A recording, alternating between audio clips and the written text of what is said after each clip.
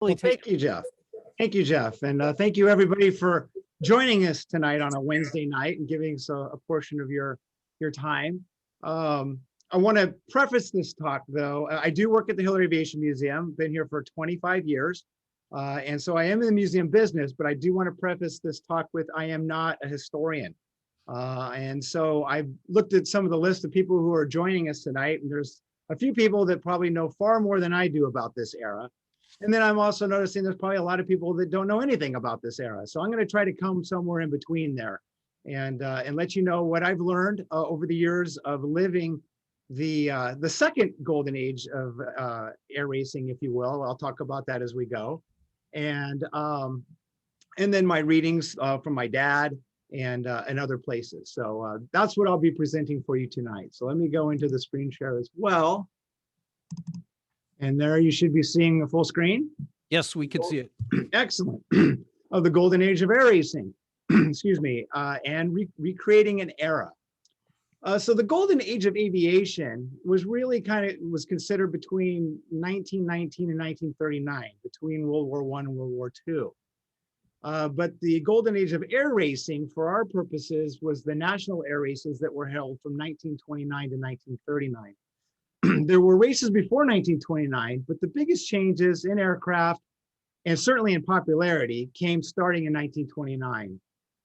There were many local air races around the country, even at that time, but it was the national championship air races that was the granddaddy of them all. So let's see, why aren't we changing slides? There we go. So with that, the national air races. This was the biggest event in the country. I mean, you can compare it today to today's Super Bowl, to NASCAR, any large scale event that you can think of, especially one with over 100,000 people, because that's how many people even showed up for the first year at the 1929 races, was 100,000 people. And it just kept growing after that. It was the who's who that would attend these events. I mean, there were movie stars, politicians, powerful businessmen. And you might ask yourself, well, what was the attraction? Why did all these people get so attracted to these races? And you remember that just 30 years prior to this, we were in the pedestrian age, which we'd been in since the beginning of time. And now they were witnessing aircraft going over 300 miles per hour. It was almost incomprehensible for people. There were 3 different locations the national air races were held. 1929 and 1939, the beginning and the end saw it at Cleveland. And the bulk of them were at Cleveland.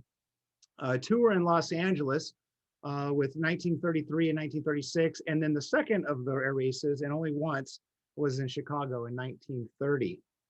But every big event like this has to have a promoter, somebody who can handle an event of this scale. And that promoter was Cliff Henderson. He was hired by Cleveland's businessmen Louis Grieve and Frederick Crawford to run the air races. And he did a spectacular job in doing so. I don't know if you noticed on that last slide, even he was down to even how the cars were parked in perfect alignment when they would come in. He had his hand on everything. He also got the sponsorships for what would become 2 of the biggest air races in history, the Bendix Transcontinental Race and the Thompson Closed Course Pylon Race. And these races were pivotal time in our country's history. I mean, these are the race pilots that would go on to be the engineers and the greats in aviation and help us win a war. Pilots like Roscoe Turner, surprisingly no connection and family name, just the name. Steve Whitman, who is arguably the greatest air race pilot ever, and whom Whitman Airfield at Oshkosh is named after. Tony LeVere, who was a test pilot. Bob Hall, who designed the GBZ that my dad did, we'll talk about later, but he was the chief engineer and test pilot for Grumman. And a side story to that, my dad asked one time, why do they let you be the test pilot? And they would lose their engineer. And he said, well, if I crashed one of these, then they didn't lose a very good engineer. So that was Bob Hall. Frank Fuller of Fuller Paint, Paul Mantz, Hollywood stunt pilot, Amelia Earhart, Jackie Cochran, Jimmy Doolittle, who is seen in the picture on the left here. That's Cliff Henderson on the left side of that picture and Jimmy Doolittle on the right. And in the right picture, standing in front of the original Miss Los Angeles, second person from the left is Howard Hughes. So you can see that these air races attracted quite the people.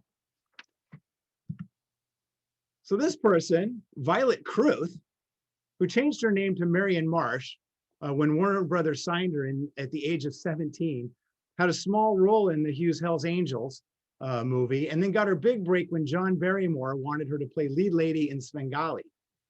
She made over 42 movies in her career, and she was the wife of Cliff Henderson. And why I bring her up is because she was such a great person and a valuable asset to my father and all the stories that she had of the era. So they spent a lot of time reminiscing on that era because she knew who liked who didn't like who owed who money, who was having an affair with who. She knew it all. So she was a lot of fun to get to know and learn about. So that brings us to my dad. Little Bill Turner there, Billy on the left picture, but William Bill Hugh Turner the fifth. Yep, he was the fifth. I'm the sixth. My oldest son is the seventh. We don't have any originality in our family. We just add Roman numerals. There is William Hugh Turner the fourth on the left of the picture, his father, and my grandmother Millie. And the reason why I'm showing this picture is that's about the age my dad was when he started going to the national air races. And then the picture on the right is him and his father wearing their Navy wings and their Navy suits. My dad learned to fly at a very young age. He likes to tell the story of when he learned to fly at 12 years old with a friend's airplane that they all taught themselves how to fly. And then he went on to World War II and was a PBY pilot. And then he built his first, and he stayed in after the war in the reserves and became a ferry pilot. And he was able to fly all the fighters because, as he said, the Navy had everything that needed to be moved to somewhere else. And so he stayed in and flew it. And as he also said, and people weren't shooting at him. So he had a really good time doing it. And then he built his first airplane, a Flybaby, the Faker Fokker in 1960s. And then later in the early 70s, he was on the board for EAA. He went to the Cleveland Air Races with his father, as I said, about the age there you see on the picture on the left. And he had his first encounter with Benny Howard's Peak, which I'll discuss a lot more later. So repeat aircraft. In the mid 60s, my dad moved to Southern California. He was a fundraiser, so he moved there for work. He was previously working for Winthrop Rockefeller in Arkansas. And he moved to Riverside to help build fundraise for a new wing at the Riverside Hospital. And he found the Flaybob Airport, which was perfect for him. He was like stepping back into the golden age. Flaybob was bought by Flavio Madriaga and Bob Bogan in 1943, and hence they put the two of their names together and called it Flaybob. And so many aviation greats came from this airport, like Frank Tallman, Art Scholl, both from the movies, designers, Ray Stitz, Lou Stolt, Clayton Stevenson, Ed Marquardt, who did the Marquardt Charger, and then also did my dad's first Brown Racer and the GBZ, and they became lifelong friends. And the hangar, you see the picture on the right, I used to love to go to visit my dad at his hangar because there was always something cool there. It was just always changing, always interesting aircraft. In this particular picture, I just grabbed it because that's my Flybaby in the front, Miss Los Angeles 2. Originally, my mom built it and it was pink and she was the pink Baroness, but I wasn't going to fly a pink airplane, so I painted it like Miss Los Angeles. But that's a whole nother story. And then there's Miss Los Angeles behind her, and then a Jenny behind that, and then a Standard behind the Jenny, and then a Stenson SR-5E. You just see the wing of it in the background there. And that was a gorgeous airplane. It won every show it went to, Grand Champion, including Oshkosh. The hangar no longer looks like that. I've seen pictures of it. I haven't seen it since, but it was redone by someone who was very kind and donated some money and redid it with the Wathen Foundation. But I remember it like this. I mean, dirty floor, oil on the floor, parts of aircraft all over the place, engines in the corner. And then of course, for those of you who saw it back in the day, my dad liked to put the posters of the girls in the swimsuits in front of his racers all around the hangar. So that's the hangar I remember. But I'm sure it's beautiful now and I would look forward to seeing it. So repeat aircraft, you see the sign over there. And by the way, the sign was taken down when they redid the hangar because they put an electronic door in. And so I'd love to know what happened to that sign. But repeat aircraft kind of has a double meaning. The first meaning is repeat, obviously repeating the past. But then my dad and a friend of his came up with the acronym Restoration of Exotic Planes, Engines, and Airframes by Turner. So there's repeat aircraft for you. So the first airplane repeat aircraft did was Miss Los Angeles. 1934 racer, you see there on the left, and its recreation date 1971 when it was recreated. Now, why Miss Los Angeles? Why was that the first one that my dad wanted to do? Well, he wanted to do the GBZ, but he figured I should probably ease into this racer thing because he'd heard all, he remembered how many people crashed and died in them. So he chose Miss Los Angeles because it was a beautiful airplane and not that bad to fly. It was designed by Larry Brown of Santa Monica, California. And in 1934, Roy Minor got first place in the Grieve Trophy race and second place in the Thompson race, which was with the big racers. In 1935, 36, and 37, it was raced by a female race pilot, Marion McKean, who apparently got fifth each year, the same place in Miss Los Angeles. In 1939, unfortunately, it crashed in the Grieve race, killing the pilot Lee Williams. Oddly enough, I crashed that particular racer, Miss Los Angeles, the almost exact same way. But fortunately, the plane and myself lived to fly again. Today, it's owned by Kermit Weeks and is on display at the Fantasy of Flight Museum in Florida. So the next racer then obviously that was on the list was the GBZ. He said it was time to do it. So there it is, 1931. Flying, and its recreation date of 1979. It took about 1.5 years to build Miss Los Angeles and about 8 years to build the Z.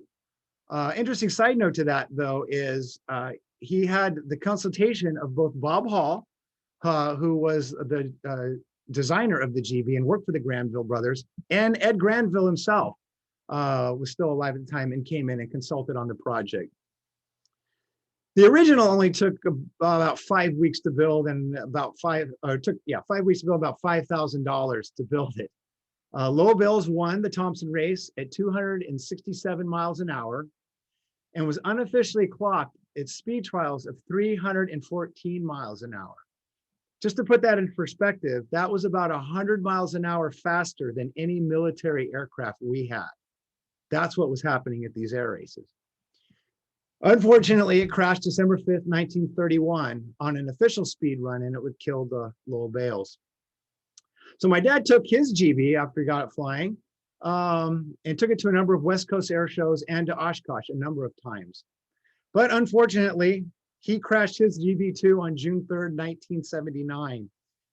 He was at the Merced Air Show the weekend before, and he had been having trouble with the brakes. Enough trouble that he had contacted John Hurley at the Half Moon Bay Airport for him to switch out the brake system for him. But he really had a lot of trouble at Merced with them and flying it on display all through the show. They were getting worse and worse. So Ed Marquardt, who was also at the show, offered. He said, I'll go down back to Flaybob, pick up the parts and tools and come back here and fix it. And he was offered a hangar to keep it at. But my dad thought, no, I got another landing and I'm going to be fine. Famous last words, right? And so he did. He flew it to Half Moon Bay. Upon landing, hit the brakes, because in that aircraft, it's all brakes upon landing. As you can see, there's almost no rudder control. There's no rudder there. And so very little control after touchdown. And he went to the brakes and there was nothing.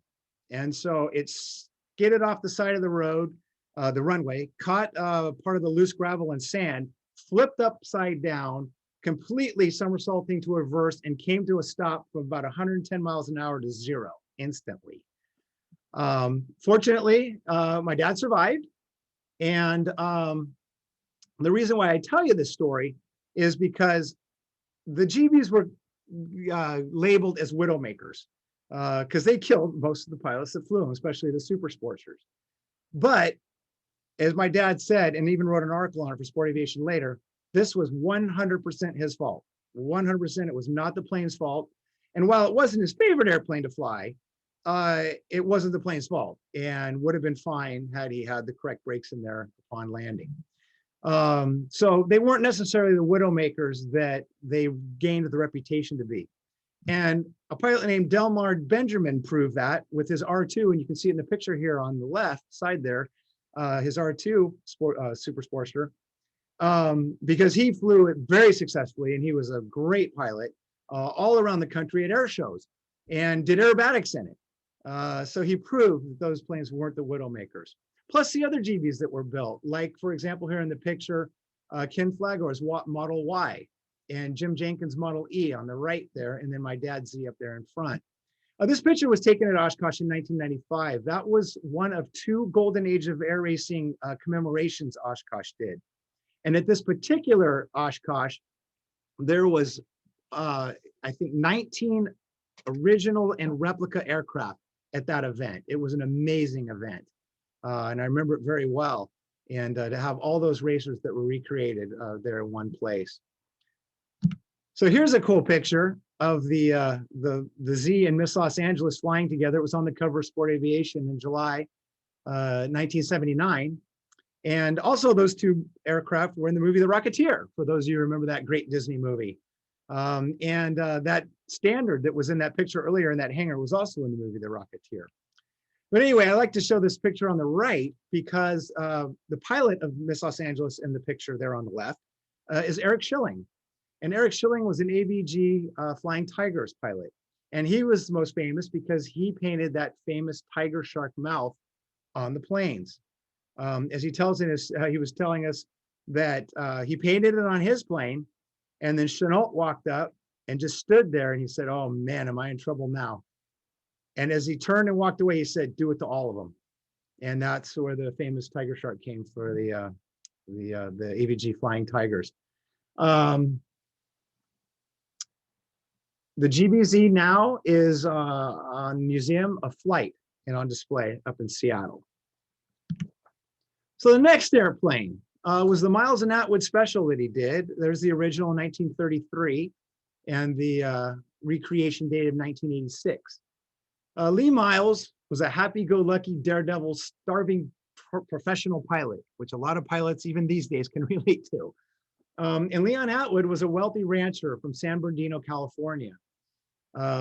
Lee taught Leon how to fly, and they became very, very close friends.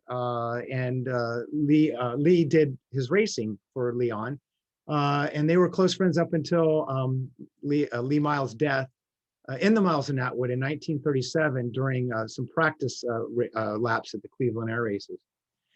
But the Miles and Atwood would be considered like a formula racer today. So it was able to go to more events than any of the big bores were able to go. So it was the winningest racer in the 30s with over 50, well, about 50, either first, second, or third place finishes. Leon would come down to Flaybob because he was in San Bernardino to see my dad's racers, and especially the Miles and Atwood because Lee used to fly it. And in 1983, he commissioned Repeat Aircraft to build the exact replica of the Miles and Atwood, the M&A. And so they did. And my dad would always say that that was the best flying of all the racers he'd flown. As a matter of fact, he really seriously contemplated building another one, but putting a modern engine on it because it was such a nice airplane to fly. This particular one, though, had an original engine Monasco in it. And Monasco's, it isn't if they're going to quit, it's when they're going to quit. And unfortunately, that happened to Steve Hinton when he was flying it out of Chino, getting ready for the movie The Rocketeer, and it crashed. But it was rebuilt and is now owned and on display at the Plains of Fame in Chino. Which brings us to our next aircraft. We're going to skip gears a little bit now, and that is the de Havilland Comet. And the reason why we're switching gears a little bit is because it won the McRobertson race. So it wasn't a Thompson or a Cleveland Air Racer or that kind of thing, but it won the McRobertson race, which was a race from London, England to Melbourne, Australia. And it was put on by Sir Macpherson Robinson in 1934, who was a candy guy, candy manufacturer, and very wealthy. As a matter of fact, he brought chewing gum and cotton candy to the United States. Little side fact there for you. And his company was later bought by Cadbury and then Kraft. But in that day, he wanted to bring aviation more to Australia. And so he put on this race, the McRobertson race. There were 3 comets built for the race. And number 34, Grosvenor House, was the one that won and set all the distance and speed records during the race and even afterwards. It's named after the posh hotel in London, Grosvenor House, who was the sponsor. It was piloted by C.W.A. Scott and Tom Campbell Black. Other examples of airplanes in that race included a KLM DC-2 and a Boeing 247 that was piloted by none other than Roscoe Turner. So enter Tom Wathen into the conversation now. Tom was chairman and CEO for Pinkerton International Security and Detective Agency. I am sure you've all heard of the Pinkerton men. Tom used to visit Flaybob from Van Nuys, and he'd fly in his Myers 200 to get his $100 hamburger at the famous Flaybob Cafe and see what Bill Turner was up to and what he was building. They both had a love for the Golden Age racers and became very good friends. They were a bit like the odd couple, I like to say, because Tom was a reserved, brilliant businessman, and my dad was definitely an eccentric showman. For one example of that is for the Comet, he had these bright red jumpsuits made. And my dad would wear that jumpsuit everywhere. I mean, going to the grocery store, he'd wear it. Tom wore it one time, and that was just because my dad pleaded with him to wear it for a photo op. But one had the finances and one had the knowledge and the connection and the connections to make it happen, and they did. The Comet was the beginning of 4 racers Tom would sponsor to bring back to life. Also, my dad loved Flaybob Airport. I mean, he really loved Flaybob Airport. And when it was about to be sold to the developers to make more houses, he always felt great joy in knowing that he helped play a small role to encourage Tom to buy the airport, which Tom did and saved it. And it is now the home of the Wathen Foundation and even hosts a high school aviation charter school. So here's a great picture of Flaybob with the Comet and Pete in it. And I like the mountain in the background there, because a little side note, if you're landing at Flaybob, you fly up to the cross on the top of the mountain and you turn left base. If you hit the cross, you went too far. So the Comet now is in the private collection of the Wathen Foundation at Flaybob. And the original survives and actually occasionally is flown by the Shuttleworth Museum in England. But now let's talk a little bit about Pete. Howard DGA-3 Pete. There it is in 1930, and then its reborn date, not recreation date, but reborn date, and I'll explain more of that as we go here, was 1994. Benny Howard at 19 built an airplane for bootlegging in Houston, Texas, and it worked so well, the bootlegger called it a damn good airplane. And that stuck with Benny, and he used it for a model number for all his aircraft designs. Pete was DGA-3 and named after his sister-in-law who went by that name, Pete. Other designs included race planes like Ike and Mike, which was named after Benny's wife. There was Mr. Mulligan, and his commercial designs of the Howard DG-8 and DG-9. He also went to work for Douglas and was in the part team designers and or test pilots for the DC-2, the DC-3, DC-4, and A-26 Invader and the Fairchild C-82. Again, you can see the connection of these guys who were doing the race planes and then going on to do great things for aviation. Pete won 5 races in 1930 at the Nationals and had a really good showing in the higher cubic inch classes as well. It never won a first place in the Nationals again, but it always raced all the way through 39, and it did quite well in the local scene. And here's a pic of my dad in the same position Benny Howard was 64 years later. He was always quite proud of that. So Bill and my dad and Pete, they had a very interesting relationship. In 1931, he went to the Cleveland Nationals with his dad, who was part of the Navy Fighting Hi-Hats, who also did performing and shows of naval demonstrations around the country. And of course, Dad wandered off and found a way into sitting in Pete without permission. As he pretended to race around the pylons, he felt a hand on each shoulder pick him up and promptly eject him from the cockpit. Benny Howard and Gordon Israel whisked him away off to find Cliff Henderson to report the child and inquire about what kind of security he was running there. Cliff Henderson assured him he knew the young boy and that he wasn't going to damage anything. Cliff then told young Billy, there are some people's airplanes you can sit in and some you can't, nodding to the two men walking away, still not completely satisfied. But then my dad told Mr. Henderson that someday he would own Pete and that he could sit in it all he wanted. Well, if a picture is worth 1,000 words, then these two pics are proof enough that young Bill's infatuation with the racer and the plane was real. If you fast forward now on the picture on the left to 1935, the Cleveland Air Races, that's a taller Billy looking at the Pete's cockpit that he had been ejected from just 4 years earlier, with his mother in the background and Mike, Benny's wife, on the wingtip. On the right pic, that's Bill, as he was going by at that point, who built a model of Pete when he was attending Colgate University after he got out from World War II. So Pete and Little Audrey, one race plane, many lives. After World War II, Pete was taken over by Ray Baker for unpaid hangar rent. These guys just did not have a lot of money, those race planes. And that's the reason why a lot of them looked the way they did. They were just kind of beat up and ready to go for the races. But anyway, it was taken over for unpaid rent. And it was raced in the Formula classes, the Baker Special, with some small modifications. It didn't do too well, so it was loaned to the Cole Brothers Air Show and performed aerobatics for a short time. It was retired into a hangar and later caught fire, but most of Pete survived. Paul Poborezny was starting an organization called the Experimental Aircraft Association and wanted a project to build, so he bought the damaged Baker Special, aka Pete. He replaced the Pete's wings with Luscombe ragwing and the landing gear with a Cessna steel type. He called the newer aircraft Poop Deck 2, which was not a very glamorous name for a former race plane champion. And apparently he thought so also. So then he renamed her Little Audrey after his wife. After Paul, there were a number of owners who made various modifications throughout the years, even new end numbers and even renamed Pete 3 at one time.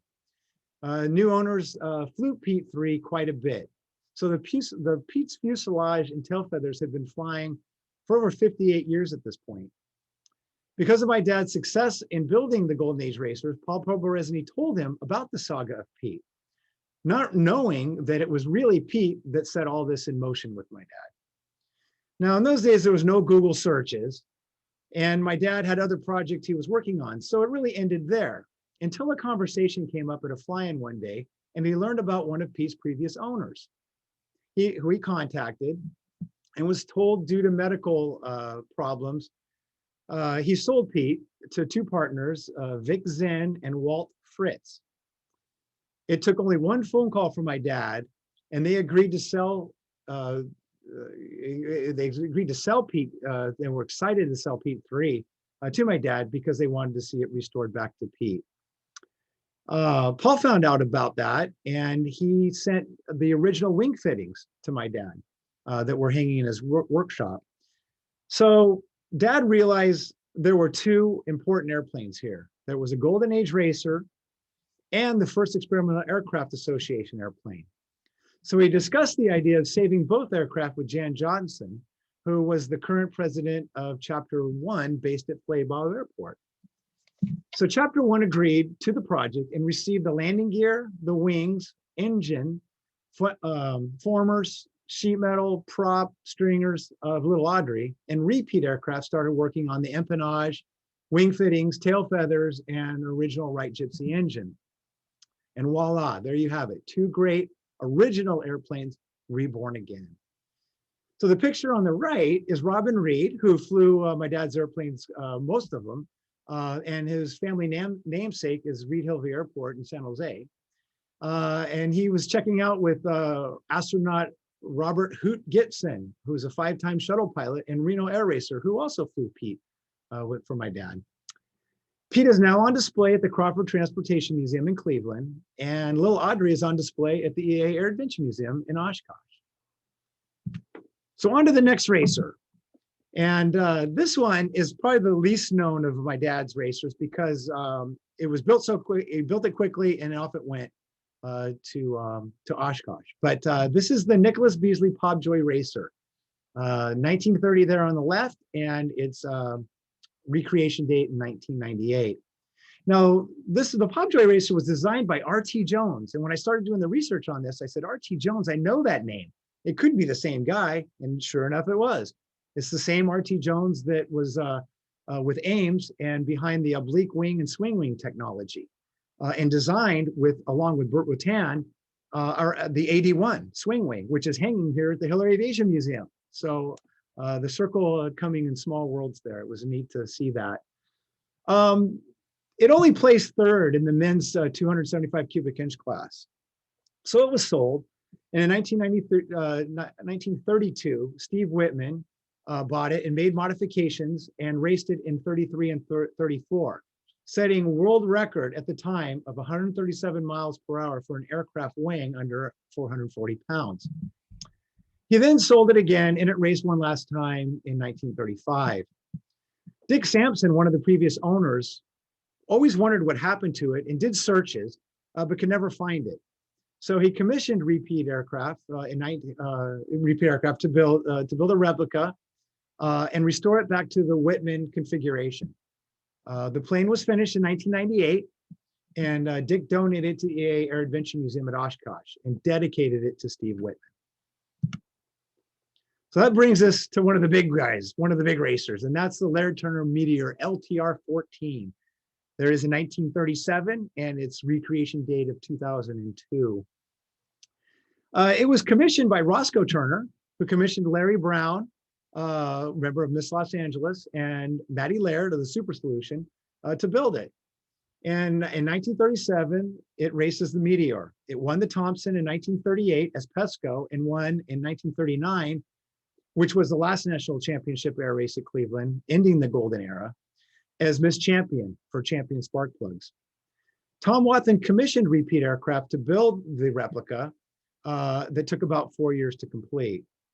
This was the last racer that my dad saw from beginning to end. And it was the first one he didn't test fly himself, leaving that to the very capable test pilot and Reno Air Race champion, Dave Morse.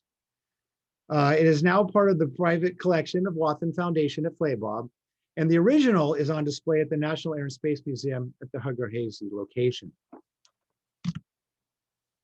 Now on to the Schoenfield firecracker.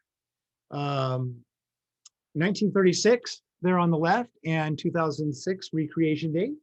The firecracker started out as the Keith Ryder R4. Bill Schoenfield bought it shortly after that and built it in 1936. He made a number of modifications and hired Tony Levere to fly it. Now, Tony, at that time, didn't have much high time performance. And he actually flew it one time before he started rounding the pylons in it. And of course, Tony Levere went on to become a very famous test pilot, and notably the guy who tamed and was teaching pilots how to fly the P-38 Lightning. The racer won a lot of races around the country, and it finished first in the Grieve race in 1938 and second in the Thompson race in 1939 behind Roscoe Turner's Miss Champion. One night, a side story, we were having dinner. We were lucky enough to have dinner with Tony Levere at Oshkosh, my father and I. And we asked him about the crash of Miss Los Angeles because he was in the race and got second place in that Grieve race in 1939.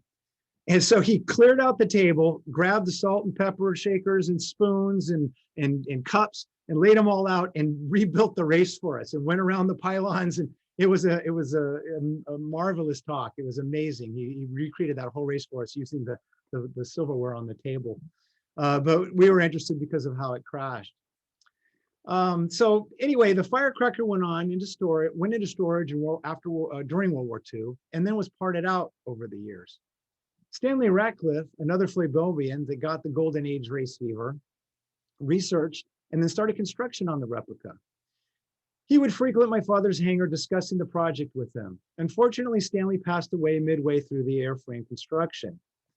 My dad talked to Tom Wathen about the firecracker, and subsequently Tom purchased the project from the family's estate. It lived for a time in Repeat's hangar and was puttered on and talked about, but not much work was ever done on it. This was about the time my father's prostate cancer was starting to get the best of him, And it was apparent that he was not able to do it. And also his focus was the LTR-14. So enter retired Major General Pat Holleran, who was a very good friend of my father and Tom. And Pat was a fighter pilot with over 100 missions in Korea, and a U-2 pilot and an SR-71 pilot with 600 hours in the Blackbird. So very capable pilot. Pat took the project in 1998 and moved it into near his home in Colorado, where he enlisted the help of a father and son team, Bruce and Evan McCombs, who did a spectacular job with the recreation. So a new era had started, a shift from repeat aircraft to Team Watson, a title that Tom coined himself. Pat took the Firecracker to some air shows, including Sun and Fun in Florida, and the legendary race pilot Skip Holm even flew it from Colorado to Oshkosh one year. I've never seen the Firecracker in person, other than when it was in parts in my dad's hangar, and I look forward to seeing it in its completed form someday. The plane is part of the Watson Foundation at Flaybob, and from my understanding, the original was restored to a static display level and is part of the Planes of Fame at Chino. Which leads us to the last of the racers, and this was the Caudron, the 1934 Caudron. There it is on the left, and in 2009, its recreation date. In 1934, it raced and won events all through Europe. And then it came to America and won the Thompson race in 1936 at the national races held in Los Angeles that year. This was the last racer Mike had his hands actually on, and the last of the 9 racers that were born and or reborn at the historic Flaybob Airfield. My dad always wanted to do the Caudron and started laying it out with the fuselage, and members of his repeat aircraft team like Mike McHugh would tinker with it over the years. But again, too many projects and my dad's health deteriorating. Tom turned the project over to Mark Lightsley of Aero Craftsman at Flaybob, and who, like the Firecracker team, did an outstanding job bringing this historic racer back into life. The Caudron first flew in January 2009, and then was dismantled and shipped to Paris for the Paris Air Show, where the team gained permission to actually fly it in the show. So it was very fitting that the French Caudron made its first public appearance in France. Mark also flew it to Oshkosh in 2010 for its grand public display in America. And I also flew to Oshkosh that same year in the Hiller Museum's DC-3 as part of the 75th anniversary of the plane. I believe there were over 27 DC-3 C-47s that year and 1 DC-2. Only in Oshkosh can that kind of stuff happen. But I went over to see the Caudron on display with a large crowd surrounding her. I just laid back in the shadows and remembered all the Oshkoshes with my dad and all the racers. And I knew this was the end of a second era of the legendary race planes that had started in part by my dad 40 years earlier with Miss Los Angeles. So here's a really cool picture of the Caudron flying with the Comet. And I assume that's Mark Lightsley flying the Caudron, but I can't tell who's flying the Comet at that time. It could have been a number of people who were started flying it at that point. And the Caudron is part of the Watson Foundation at Flaybob as well. So that's repeat aircraft and Team Watson, if you will. The family photos right there. That is, I think the one on the left was taken by good family friend Rafe Tomset. I'm not sure if he took that one on the right or someone else. But that's the family album of all the aircraft that came, the racers that came out of Flaybob, except one. If you notice, look closely, the Pub Joy racer's not in it. As I said, it wasn't at Flaybob very long. Once it was finished, it was whisked off to Oshkosh and put in the museum there. But my dad passed away in 2003 from prostate cancer, and he never saw the completion and the flights of the Firecracker and the Caudron. But he would have been proud to see that 2 more Golden Age racers came alive again.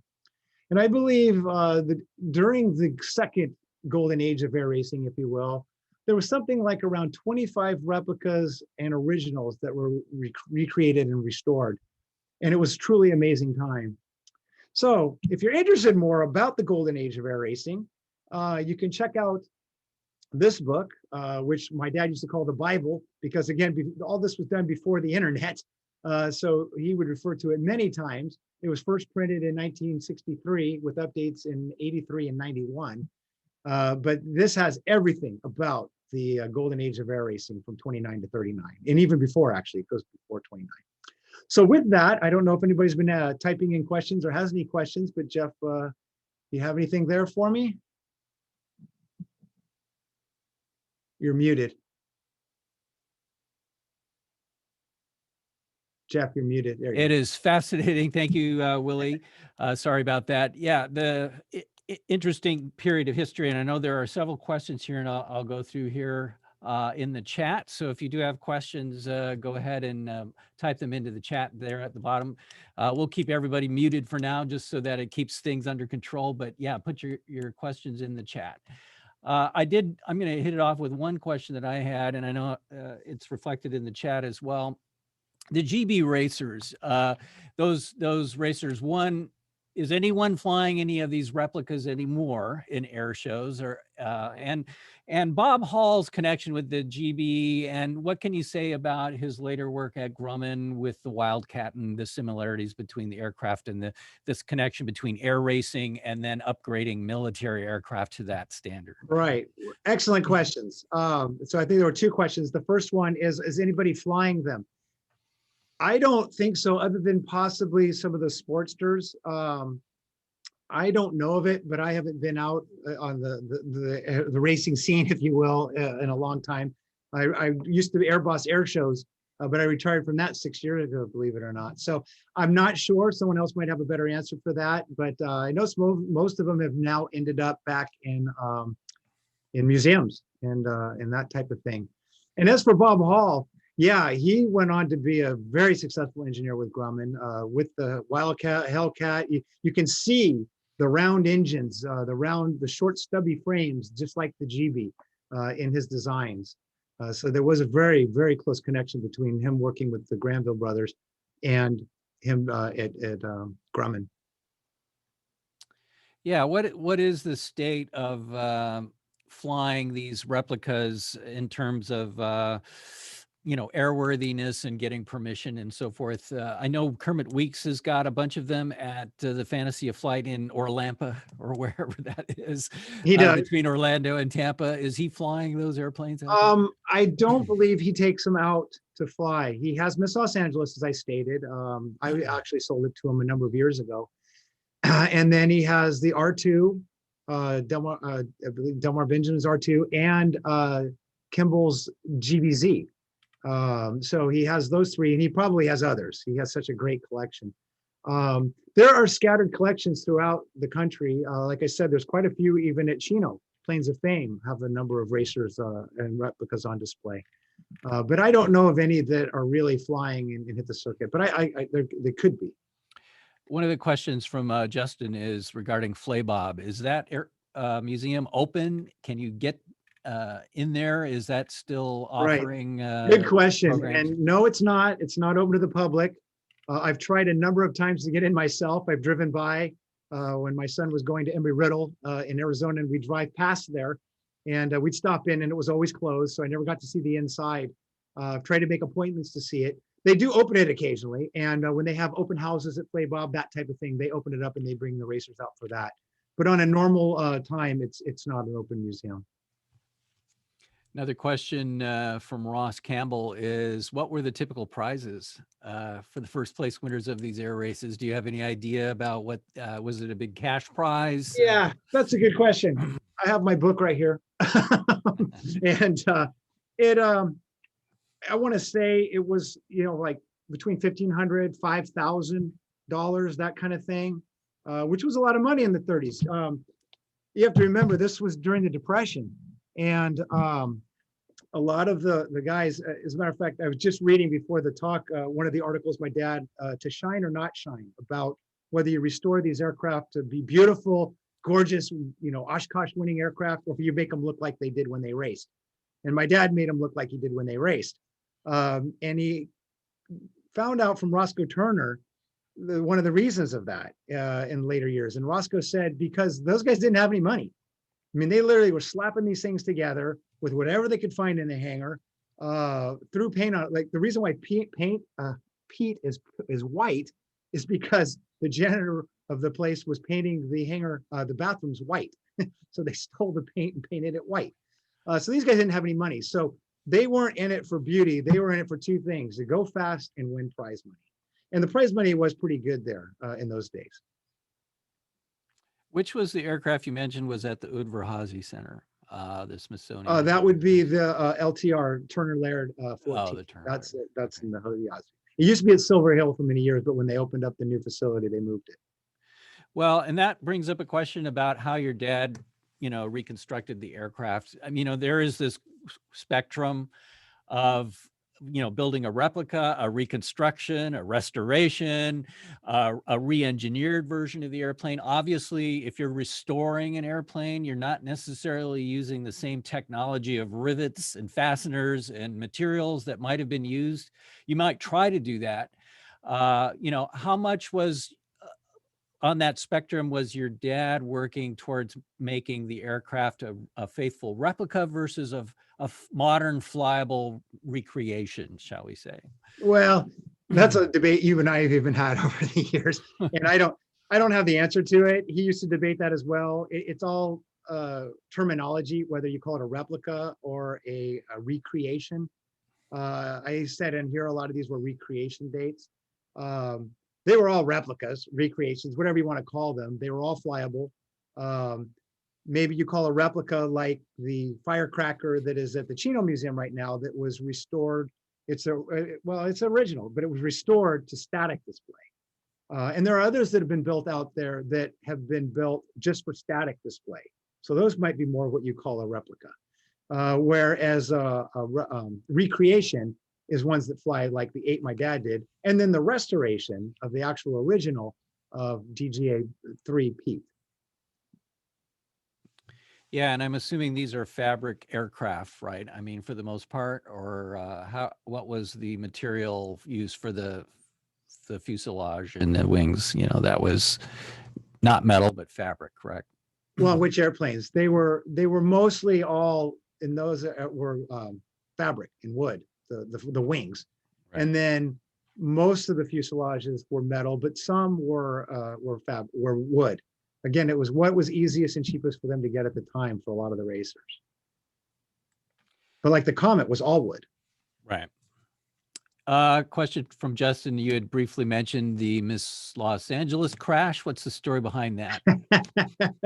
I've heard your story, but I want to hear the story. And it's an infamous one. And for those of you who are sticking around still for this part of it, yes, I did crash Miss Los Angeles at the exact location where the Hiller Museum is today. As a matter of fact, where Jeff's head is behind it there. If the building would have been there when I crashed it, I would have been a permanent structure on the side of the building. I got below the power curve on a go around, just like Roy Minor did, and it basically torque rolled on me and flipped right upside down.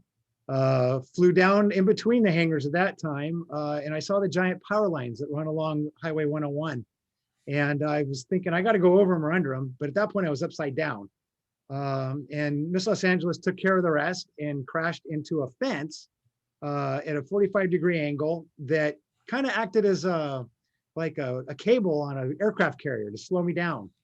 And then I bounced across the Skyway Road and then hit a fence against the 101 freeway. And that stopped me from going onto the freeway.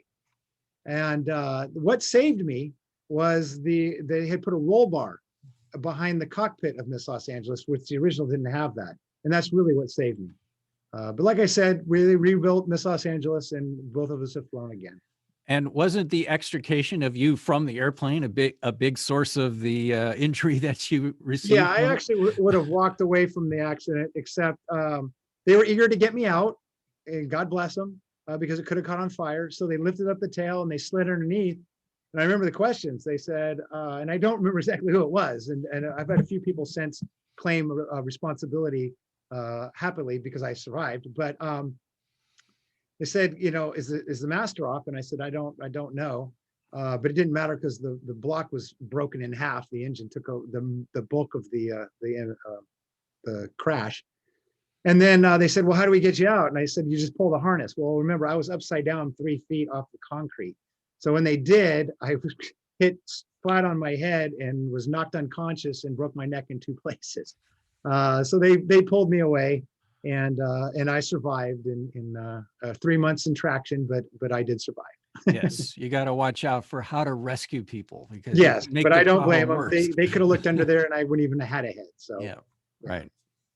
Well, interesting. So that's fascinating. Thank you, Willie, for that look back at the golden age of air racing. And again, it's just amazing the level of technology, as you were pointing out. These airplanes were performing at a level far beyond military aircraft, and it was actually an embarrassment, I think, to the military that the civilian progress was just so far outstripping what they were doing with the military side of things. So that's really one of the contributions, because a war was brewing at that point, and a lot of this technology finally showed up, in World War II with the Grumman aircraft and so forth. So that's kind of the historical perspective or context that I always think of with air racing, is just this cutting edge, this bleeding edge at the time. Oh, it really was. Yeah, it really was. And a last little story, because I read this in one of the articles when I was researching it. And they said, imagine in the early 30s, you're flying along in the fastest, coolest military plane you possibly had. And this little experimental aircraft pulls up next to you and looks over at you. And so you accelerate, like, that's not going to happen. And they accelerate. Then you accelerate and they accelerate. Then they get finally tired of it and they pull away and leave you in the dust. Well, that's exactly what it would be like today if, and they use this in the article, and I thought it was funny because my son is learning to fly them right now, an F-15. And if you were flying along in an F-15 and all of a sudden a civilian aircraft pulled up next to you and you started to gun it and they gunned it and then they pulled away from you. Well, that's what was happening in the 30s. So it really was an amazing time.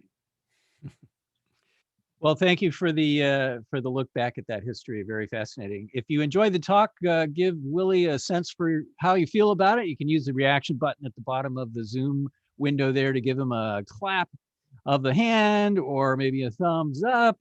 Or if you really loved it, you can give him a love. You can celebrate the world of air racing. So thank you for that. Well, thank you. So yeah, we have reached the end of our talk. I'd like to thank Provident Credit Union, who's our sponsor for the Hangar Talks, for making these possible for us to present.